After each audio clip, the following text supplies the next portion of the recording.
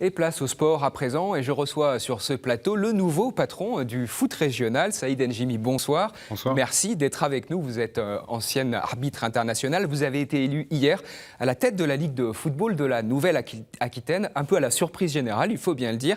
Vous étiez l'outsider. Est-ce que vous-même, vous avez été surpris ? Oui, parce que c'est toujours une surprise et personne ne peut se prévaloir d'une certitude quant à la victoire lors d'une élection.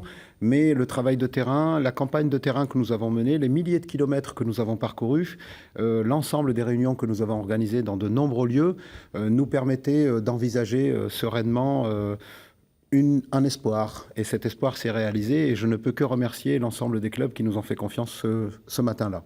L'espoir s'est réalisé et concrétisé très largement. Vous avez été élu au deuxième tour à plus de 63% des voix. Pourtant, face à vous, il y avait deux présidents en place des anciennes ligues, notamment le président aquitain qui pouvait compter sur le soutien de nombreux clubs. Mathématiquement, vous étiez battu, vous étiez perdant au départ. C'est un vainqueur qui se présente devant vous aujourd'hui et je pense que c'est la France du changement. C'est la France du renouveau. C'est la France qui aujourd'hui exprime son besoin d'avoir peut-être des nouvelles têtes à la tête de ces instances. Et très sincèrement, je remercie profondément l'ensemble des clubs qui ont voulu nous faire confiance.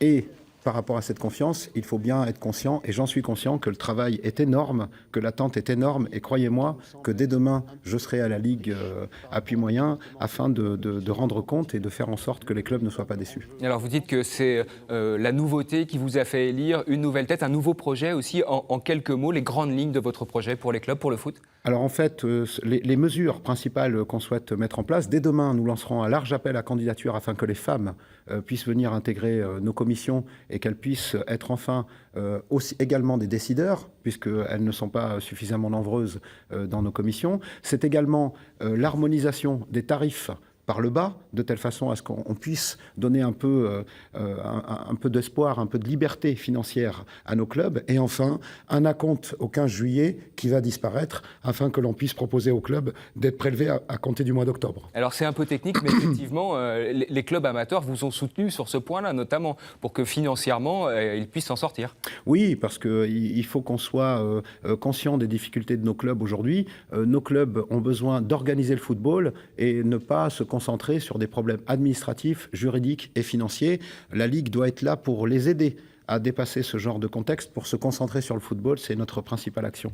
Saïd Njimi, en quelques mots, votre élection à la présidence de la Ligue régionale a été portée par les clubs, mais elle ne plaît pas à tout le monde. Vous avez été traité de voyou par le secrétaire de la communication du Front National en Charente. C'était par rapport à une vieille affaire des maillots lors d'un match de l'OM. Vous avez quoi à lui répondre en quelques mots ? Simplement que l'homme qui se présente devant vous aujourd'hui est heureux d'être français, que la France lui a permis de représenter fièrement son pays au niveau international pendant plusieurs années.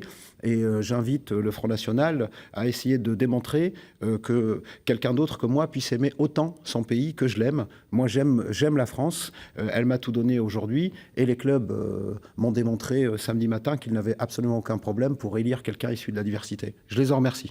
Merci à vous et on vous souhaite bon courage dans vos nouvelles fonctions. Merci.